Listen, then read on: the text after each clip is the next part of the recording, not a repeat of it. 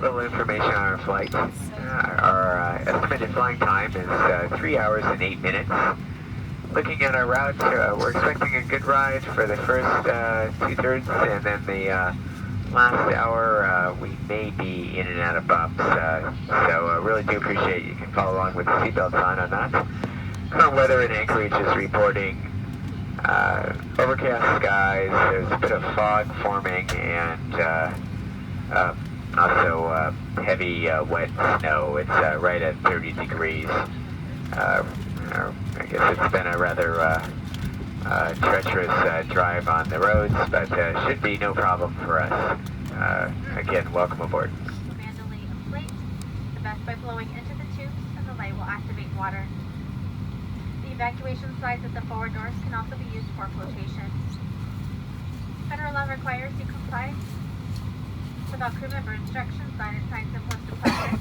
For safety and well-being are important to us, so please report any unwelcome behavior to a crew member.